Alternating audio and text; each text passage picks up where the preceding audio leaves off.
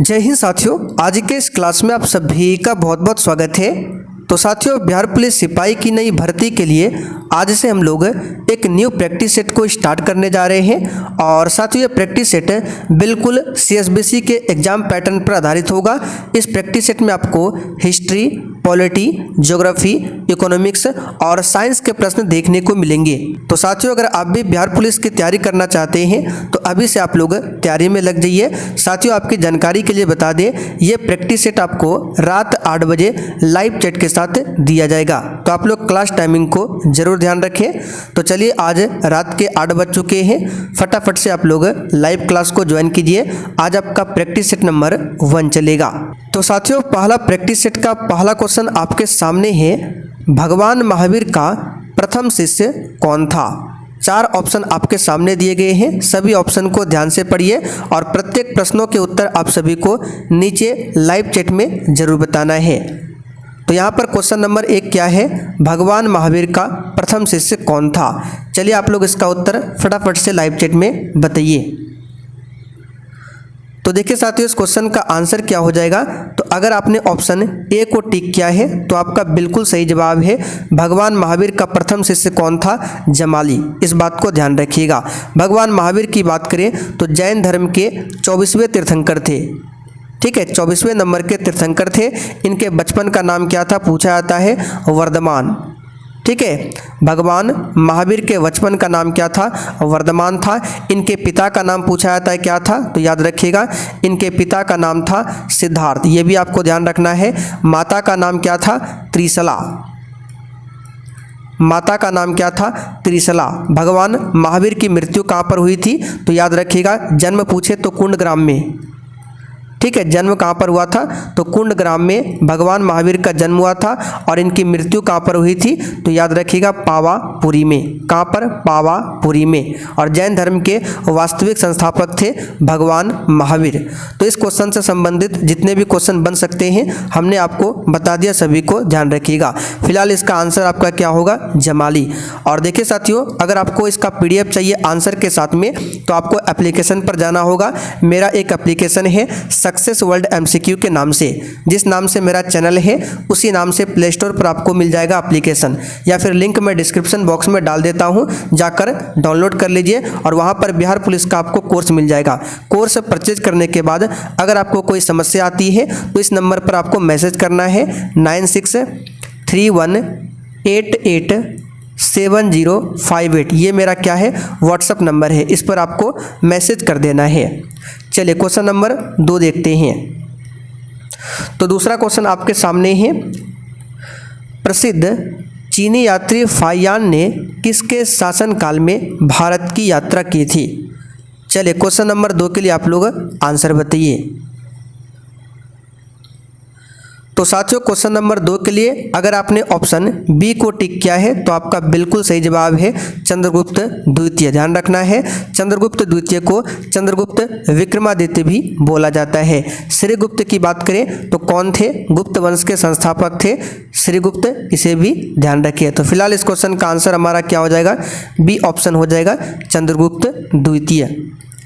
चलिए, question number 3 देखिए, सल्तनत काल के सिक्के टंका, ससगनी एवं जीतल किन धातुओं के थे। चलिए, क्वेश्चन नंबर 3 के लिए फटाफट से आंसर बताइए। और साथियों, आपको एक भी क्लास को मिस नहीं करना है। आज आपका पहला क्लास है और क्लास टाइमिंग ध्यान रखिएगा, रात 8 बजे से। बताइए फटाफट से, सल्तनत काल के जो सिक्के थे टंका, ससगनी और जीतल किन धातुओं के थे। तो देखिए, टंका की बात करें तो टंका आपका चांदी का होता था। किसका होता था, चांदी का। ससगनी भी चांदी का था और जीतल आपका तांबा का था। तो आंसर क्या होगा, चांदी, चांदी, तांबा, जो कि ए ऑप्शन में इसका आंसर दिया हुआ है, ध्यान रखिएगा। चलिए, क्वेश्चन नंबर 4 देखिए, कश्मीर का अकबर के नाम से प्रसिद्ध सुल्तान कौन था। चलिए, एक भी क्वेश्चन को छोड़ना नहीं है। और साथियों, अगर आपको किसी भी क्वेश्चन में थोड़ा भी डाउट होता है तो आप लोग तुरंत कमेंट करके पूछिए। चलिए बताइए, क्वेश्चन 4 का आंसर, कश्मीर का अकबर के नाम से प्रसिद्ध सुल्तान कौन था। तो देखिए इस क्वेश्चन का जो आंसर आपका हो जाएगा कौन सा हो जाएगा, तो याद रखिएगा सुल्तान जैनुल आबदीन। कौन हो जाएगा, सुल्तान जैनुल आबदीन। और देखिए क्वेश्चन नंबर 3 की बात करें, यहाँ से कुछ और भी इंपॉर्टेंट क्वेश्चन बनेंगे। चलिए आप लोग लिखना चाहें तो लिख सकते हैं। अगर आपसे पूछे कि सबसे पहले सिक्के किसने जारी किए थे, तो याद रखिएगा सबसे पहले सिक्के जारी किए थे हिंद यूनानी ने। आप लोग भी साथ में क्वेश्चन लिखते चलिए, ठीक है। वीडियो को रोक लीजिए और जो क्वेश्चन हम बोलते हैं कॉपी में नोट्स बनाइए। तो सबसे पहले सिक्के जारी किसने किए थे, तो हिंद यूनानी ने। सबसे अधिक सोने के सिक्के पूछे किसने जारी किए थे, तो याद रखिए गुप्त ने। गुप्तों ने सबसे अधिक सोने के सिक्के जारी किए थे। और ध्यान रखिएगा सबसे शुद्ध सोना का सिक्का पूछे तो कुषाणों ने जारी किया था। किसने जारी किया था, कुषाणों ने जारी किया था। इस बात को ध्यान रखिएगा। चलिए क्वेश्चन नंबर 5 देखिए। 1857 में भारत का गवर्नर जनरल कौन था, चलिए बताइए फटाफट से। 1857 में भारत का गवर्नर जनरल कौन था,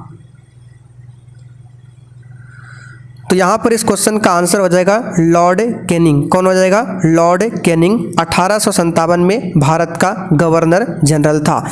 साथियों 1857 में ही क्या होती है, तो आप सभी जानते हैं 1857 की क्रांति। 1857 की क्रांति की शुरुआत कब होती है, तो 10 मई से। 10 मई से होती है। और कहाँ से, तो उत्तर प्रदेश के मेरठ से। उत्तर प्रदेश के मेरठ से 10 मई से 1857 की क्रांति की शुरुआत होती है। अच्छा 1857 की क्रांति का प्रतीक चिन्ह पूछे क्या था, तो कमल और रोटी। क्या था, कमल और रोटी। ये क्या था, 1857 की क्रांति का प्रतीक चिन्ह था। इस बात को आपको ध्यान रखना है, ठीक है। और कैनिंग की बात करें तो यहाँ से क्या क्या क्वेश्चन बन सकता है, तो देखिए कैनिंग की बात करें तो आपको ध्यान रखना है भारत का प्रथम वायसराय था। कौन था, भारत का प्रथम वायसराय। लिख लीजिए भारत का प्रथम वायसराय कौन था, लॉर्ड कैनिंग। इस बात को ध्यान रखिएगा। भारत का प्रथम गवर्नर जनरल पूछे, लॉर्ड विलियम बेंटिक, ठीक है। बंगाल का प्रथम गवर्नर जनरल पूछे तो वॉरेन हेस्टिंग्स। इन सारे फैक्टों को आपको ध्यान रखना है, ठीक। अच्छा वेलेजली से भी क्वेश्चन बनता है, इसे भी नोट कर लीजिए। तो वेलेजली से क्वेश्चन क्या बन सकता है, टीपू सुल्तान की मृत्यु। आपको याद होगा चौथे आंग्ल मैसूर युद्ध में टीपू सुल्तान की मृत्यु होती है 1799 में। तो किसका समय था उस समय, तो लॉर्ड वेलेजली का, ठीक है। 4 आंग्ल मैसूर युद्ध हुआ था। पहला आंग्ल मैसूर युद्ध, दूसरा, तीसरा और चौथा। इस बात को ध्यान रखिएगा। चलिए क्वेश्चन नंबर 6 को देखिए। 6 क्या कहता है, 19वीं शताब्दी के उत्तरार्ध में नव हिंदूवाद के सर्वश्रेष्ठ प्रतिनिधि कौन थे। बिल्कुल शुरुआत से तैयारी करा रहे हैं और जो क्वेश्चन आपको बताते हैं आप रिवीजन उसका जरूर कीजिएगा, ठीक है। नोट्स बना लीजिए और रिवीजन आपको जरूर करना है। तो देखिए इस क्वेश्चन का जो आंसर हो जाएगा 19वीं शताब्दी के उत्तरार्ध में नव हिंदूवाद के सर्वश्रेष्ठ प्रतिनिधि कौन थे, तो स्वामी विवेकानंद। कौन थे, स्वामी विवेकानंद। अच्छा स्वामी विवेकानंद का जन्म कब हुआ था, तो नोट कीजिए 12 जनवरी 1863 को स्वामी विवेकानंद का जन्म हुआ था। और 12 जनवरी को हम लोग क्या मनाते हैं, युवा दिवस मनाते हैं। स्वामी विवेकानंद ने जो शिकागो में धर्म सम्मेलन हुआ था, कब भाग लिया था शिकागो में, तो 1893 में। नोट कर लीजिए स्वामी विवेकानंद ने शिकागो में जो धर्म सम्मेलन हुआ था उसमें भाग लिया था 1893 में। स्वामी विवेकानंद के बचपन का नाम क्या था, नरेंद्र नाथ दत्त। क्या था, नरेंद्र नाथ दत्त था। इस बात को ध्यान रखिएगा। राजा राम मोहन राय की बात करें तो इनको राजा की उपाधि दिया था अकबर द्वितीय ने। किसने दिया था, अकबर द्वितीय ने। चलिए क्वेश्चन नंबर 7 के लिए आंसर बताइए। क्वेश्चन 7 क्या है, निम्नलिखित पंक्तियों को किसने लिखा, सरफरोशी की तमन्ना अब हमारे दिल में है, देखना है जोर कितना बाजुए कातिल में है। चलिए बताइए साथियों, एप्लीकेशन पर आपको पीडीएफ के साथ और क्या क्या मिलेगा, तो जितने भी इंपॉर्टेंट क्वेश्चन बनते हैं आपको 1 लाइनर फॉर्म में मिल जाएगा, प्लस 2010 से लेकर 2024 का भी अपडेट नहीं किया गया है। तो 2010 से लेकर अब तक बिहार पुलिस में जितने भी एग्जाम कंडक्ट कराए गए हैं सीएसबीसी के द्वारा, चाहे वो फायरमैन का हो, बिहार पुलिस का हो या फिर मध्य निषेध सिपाही का हो, सभी एग्जाम का पेपर आपको मिल जाएगा इस कोर्स में। ठीक है, बिहार पुलिस के कोर्स में जो इंपॉर्टेंट ट्रिक होता है वो भी आपको मिल जाएगा। बस एक बार जाकर आप लोग विजिट कीजिए। ठीक है, अगर आपको अच्छा लगता है तो ही आपको कोर्स को परचेज करना है। तो यहाँ पर देखिए, सरफरोशी की तमन्ना अब हमारे दिल में है, देखना है जोर कितना बाजुए कातिल में है। तो ये कहा राम प्रसाद बिस्मिल ने। किसने कहा था? राम प्रसाद बिस्मिल ने। अच्छा साथियों, राम प्रसाद बिस्मिल को फांसी कब दिया गया था? तो 19 दिसंबर 1927 को फांसी दिया गया था गोरखपुर जेल में। अच्छा, आप लोग कमेंट करके बताइए, राजगुरु, सुखदेव और भगत सिंह, इनको फांसी कब दिया गया था? देखते हैं कितने बच्चे इसका आंसर कर पाते हैं, कमेंट बॉक्स में बताना है। चलिए क्वेश्चन नंबर 8 का आंसर बताइए। 1922 में गया के इंडियन नेशनल कांग्रेस के अधिवेशन के अध्यक्ष कौन थे? चलिए बताइए 8 के लिए आंसर क्या होगा फटाफट से।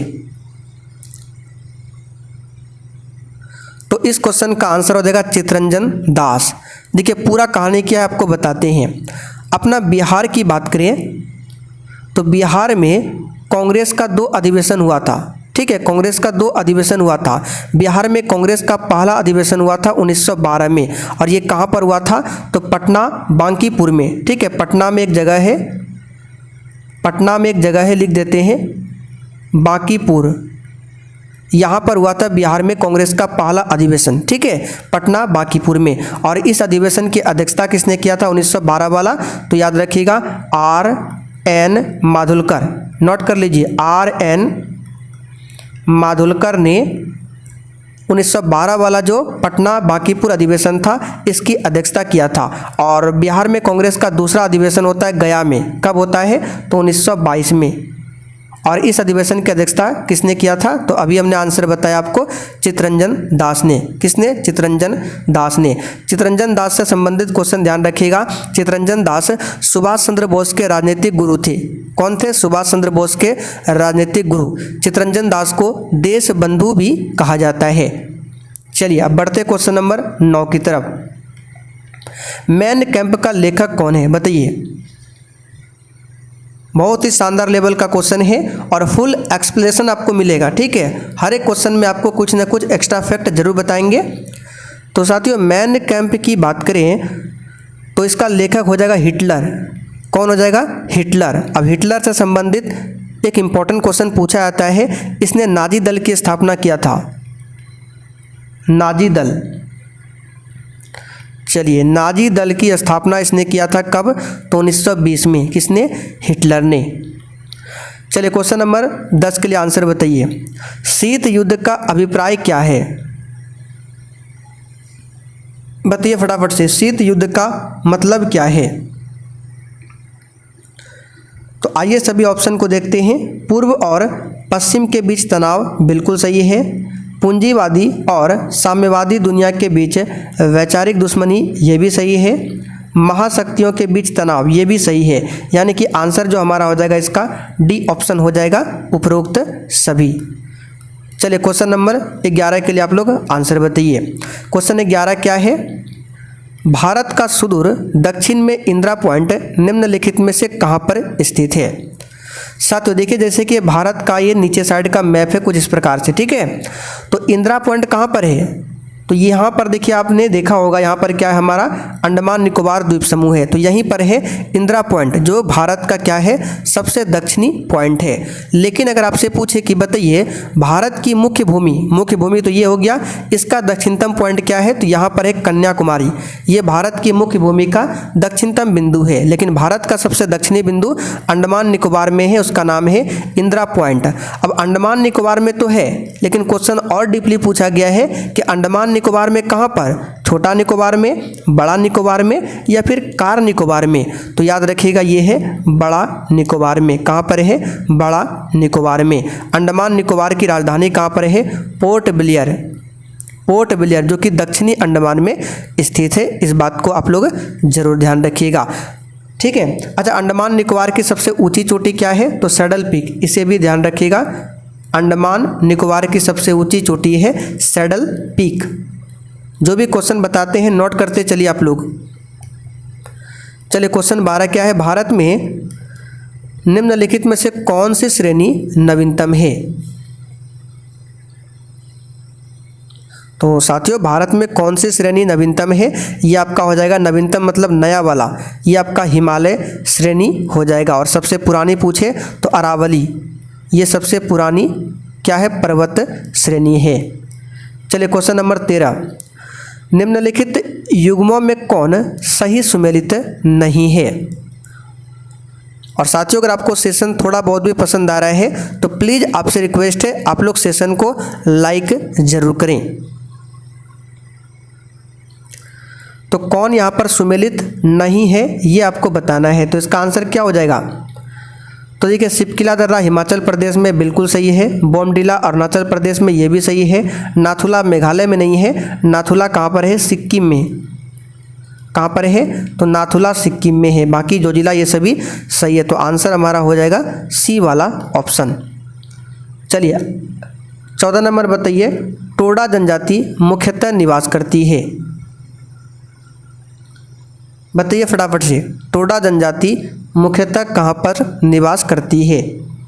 तो प्यारे बच्चों टोडा जनजाति की बात करें ये आपका तमिलनाडु में, और तमिलनाडु में कहाँ पर तो नीलगिरी पहाड़ी का जो क्षेत्र है वहाँ पर टोडा जनजाति निवास करती है। अच्छा भारत की सबसे बड़ी जनजाति पूछे कौन सी है तो भील जनजाति, यहाँ पर लिख देते हैं भारत की सबसे बड़ी जनजाति कौन सी है भील जनजाति। आप लोग लिख लीजिए भारत की सबसे बड़ी जनजाति भील जनजाति, और भारत में दूसरी सबसे बड़ी जनजाति गोंड, कौन सा गोंड। चलिए आगे बताइए, इनमें से कौन सी खरीफ की फसल नहीं है। अब देखिए रबी फसल खरीफ फसल, अगर इसके लिए आपको ट्रिक चाहिए तो वो भी आपको एप्लीकेशन पर मिल जाएगा, एक अलग सेक्शन बना हुआ है जीके जीएस ट्रिक के नाम से, ठीक है, वहाँ पर आपको मिल जाएगा ट्रिक भी। तो इनमें से कौन सी फसल खरीफ फसल नहीं है। तो देखिए धान की बात करें मक्का और ज्वार ये खरीफ की फसल है, जबकि चना रबी की फसल है, ठीक है, चना जो है ये रबी की फसल है, ध्यान रखिएगा, चना गेहूँ ये रबी की फसल है। 16 नंबर बताइए, पेट्रो रसायन के उत्पादन का सबसे बड़ा केंद्र कहाँ पर स्थित है।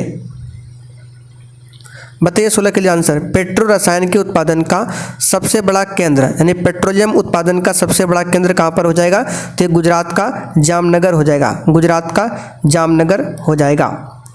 17 नंबर बताइए, ग्रहों के बारे में निम्न में से क्या सत्य है। अच्छा ग्रह और उपग्रह में क्या अंतर होता है आपको थोड़ा सा डिटेल में बता देते हैं। देखिए ग्रह जो होता है वो सूर्य के चारों ओर चक्कर लगाता है, ठीक है, मान लीजिए सूर्य है तो इसके चारों ओर आपने देखा होगा पृथ्वी मंगल बृहस्पति ये सभी क्या है ग्रह है जो कि सूर्य के चारों ओर चक्कर लगाता है। अब उपग्रह क्या है तो चंद्रमा क्या है पृथ्वी का उपग्रह है, मान लीजिए ये हमारा अर्थ है तो इसके चारों ओर क्या है उपग्रह चक्कर लगाते हैं, यानी कि चंद्रमा क्या हो जाएगा उपग्रह हो जाएगा और ये पृथ्वी क्या हो जाएगा ग्रह हो जाएगा। तो आपको सिंपली ध्यान रखना है जो सूर्य के चारों ओर चक्कर लगाते हैं वो ग्रह कहलाते हैं और जो किसी ग्रह के चारों ओर चक्कर लगाते हैं वो आपका उपग्रह कहलाता है। तो ये प्रकाशहीन होते हैं किंतु चमकते नहीं हैं। कौन सा सत्य पूछा गया है, ये अप्रकाशवान होते हुए भी चमकते हैं, ये प्रकाशवान होते हैं किंतु चमकते नहीं हैं, ये प्रकाशवान भी है और चमकते भी है। तो इस क्वेश्चन का जो एग्जैक्ट आंसर हो जाएगा ये अप्रकाशवान होते यानी कि इसके पास कोई भी लाइट नहीं होता है फिर भी चमकते हैं। कैसे चमकते हैं तो सूर्य के माध्यम से ये चमकते हैं। 18 नंबर, निम्नलिखित महाद्वीपों में से किसमें देशों की संख्या सबसे अधिकतम है। इस तरह के फैक्ट क्वेश्चन को आपको जरूर ध्यान रखना, इस पर स्टार मार्क कर लीजिए, ठीक है, पूछा जाता है, स्टैटिक जी के क्वेश्चन है।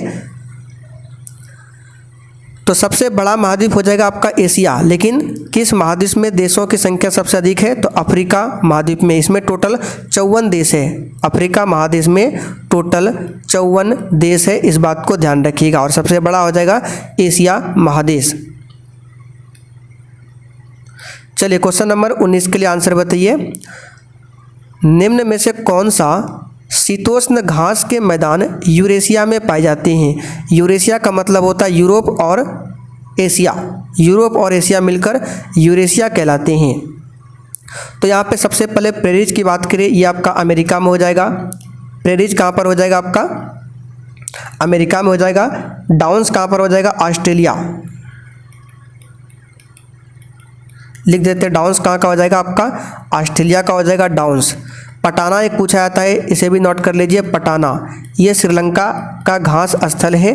पटाना श्रीलंका की सबसे लंबी नदी पूछे, महावेली गंगा। ठीक है, इसका आंसर हो जाएगा आपका स्टेपिज। क्या हो जाएगा इसका आंसर? स्टेपिज हो जाएगा, ध्यान रखिएगा। चलिए 20 नंबर देखिए, भारत के संविधान के किस अनुच्छेद के अंतर्गत निजता का जो अधिकार है ये संरक्षित है? तो ये हो जाएगा आर्टिकल 21। आर्टिकल 21 में निजता का अधिकार संरक्षित है। और आर्टिकल 21A की बात करें तो ये आपका शिक्षा के अधिकार से संबंधित है और इसे 86वां संविधान संशोधन 2002 के तहत संविधान में ऐड किया गया था, आर्टिकल 21A को, जो कि शिक्षा से संबंधित है। चलिए क्वेश्चन नंबर 21 के लिए बताइए आंसर। निम्नलिखित में से कौन भारत के राष्ट्रपति के निर्वाचन हेतु निर्वाचक गण में सम्मिलित नहीं होता है? अच्छा साथियों, राष्ट्रपति से संबंधित कुछ इंपॉर्टेंट आर्टिकल बता देते हैं, आपको ध्यान रखना है। सबसे पहले आर्टिकल 52 में क्या है? तो राष्ट्रपति का पद है आर्टिकल 52 में। आर्टिकल 53 में क्या बताया गया है? आर्टिकल 53 में बताया गया है कि कार्यपालिका का प्रमुख कौन होगा? राष्ट्रपति होगा। आर्टिकल 54 में क्या बताया गया है? तो निर्वाचक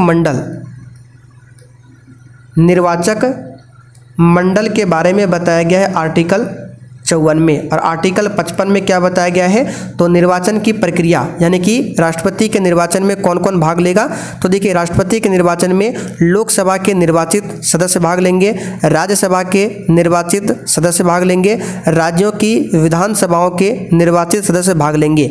राष्ट्रपति के चुनाव में विधान परिषद के सदस्य भाग नहीं लेते हैं, तो ये भाग इसमें नहीं लेंगे। इसका आंसर क्या हो जाएगा? हमारा डी वाला हो जाएगा। ठीक है, चलिए 22 नंबर बताइए, भारतीय संसद के दोनों सदनों की संयुक्त बैठक किस संबंध में होती है?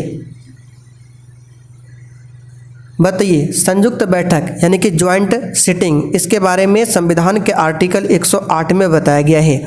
लिख लीजिए कि संविधान के किस आर्टिकल में संयुक्त बैठक के बारे में बताया गया है? तो आर्टिकल 108 में। संयुक्त बैठक को राष्ट्रपति बुलाता है और इसकी अध्यक्षता कौन करता है? तो लोकसभा का अध्यक्ष।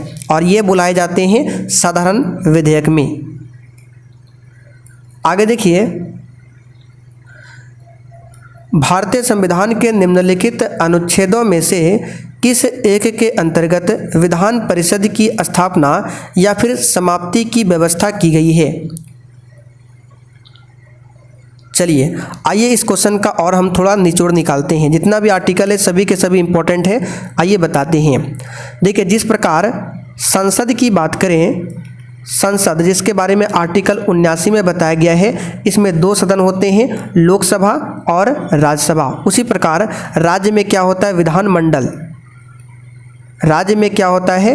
विधानमंडल होता है। और विधानमंडल के बारे में आर्टिकल 168 में बताया गया है। विधानमंडल में क्या क्या होता है? तो विधानसभा और विधान परिषद। तो विधानसभा की बात करें तो इसके बारे में आर्टिकल 170 में बताया गया है विधानसभा के बारे में। और विधान परिषद के बारे में बताया गया है, विधान परिषद के बारे में आर्टिकल 169 में। ध्यान दीजिए, विधान परिषद की स्थापना या फिर समाप्ति की व्यवस्था है आर्टिकल 169 में, लेकिन विधान परिषद की संरचना पूछ ले तब आंसर हो जाएगा आर्टिकल 171। फिर से रिपीट कर देते हैं, विधान परिषद की स्थापना या फिर समाप्ति आर्टिकल 169, लेकिन विधान परिषद की संरचना आर्टिकल 171। ठीक है, विधानमंडल 168, विधानसभा 170, विधान परिषद 169 और संरचना 171। तो स्थापना पूछा गया, आंसर क्या होगा? आर्टिकल 169। चलिए क्वेश्चन नंबर 24, केंद्र व राज्यों के मध्य वित्त का बंटवारा किसकी सिफारिश पर होता है? तो साथियों ये होता है वित्त आयोग के सिफारिश पर। वित्त आयोग के बारे में आर्टिकल 280 में बताया गया है और भाग 12 में, किसमें, भाग 12 में। प्रथम वित्त आयोग के अध्यक्ष कौन थे, तो याद रखिएगा प्रथम वित्त आयोग के अध्यक्ष थे केसी नियोगी। कौन थे, केसी नियोगी। ये क्वेश्चन पूछा जाता है कि प्रथम वित्त आयोग के अध्यक्ष कौन थे, केसी नियोगी। अच्छा साथियों, रिजर्व बैंक ऑफ इंडिया की बात करें तो इसकी स्थापना किस अधिनियम के तहत हुआ था, तो 1935 का जो एक्ट था इसी के तहत भारतीय रिजर्व बैंक की स्थापना होती है 1 अप्रैल 1935 को, और इसका राष्ट्रीयकरण हुआ था 1 जनवरी 1949 को। आप लोग कमेंट करके बताइए नाबार्ड की स्थापना कब होती है। चलिए 25 नंबर देखिए, उत्तरी गोलार्ध में वर्ष का सबसे छोटा दिन कब होता है, बताइए। उत्तरी गोलार्ध में वर्ष का सबसे छोटा दिन कब होता है। आखिरी क्वेश्चन है, बताइए फटाफट से, उत्तरी गोलार्ध में वर्ष का सबसे छोटा दिन कब होगा। तो इस क्वेश्चन का आंसर आप लोग कहेंगे 22 दिसंबर को। कब होगा, 22 दिसंबर को, ध्यान रखिएगा। तो उत्तरी गोलार्ध में सबसे छोटा दिन होगा 22 दिसंबर को, इस बात को ध्यान रखिएगा। तो साथियों आज के प्रैक्टिस सेट में टोटल 25 क्वेश्चन ही हमने रखा था। देखिए क्वेश्चन की संख्या भले ही कम हो, लेकिन हमने जो एक्स्ट्रा फैक्ट बताया है लगभग हर एक क्वेश्चन के साथ 3 से 4, अगर इस तरह से देखा जाए तो 50 से भी ऊपर क्वेश्चन हमने कवर किया। बस आप लोग कॉपी में जरूर लिखते चलिए, ठीक है। जैसे फिर आपका नोटिफिकेशन आ जाता है उसके बाद हम लोग 50 से ऊपर भी क्वेश्चन कवर करेंगे। इसका PDF आपको मिल जाएगा एप्लीकेशन पर, आंसर के साथ में। नंबर नोट कर लीजिए 9631887058। कोई भी डाउट हो इस पर मैसेज कीजिए।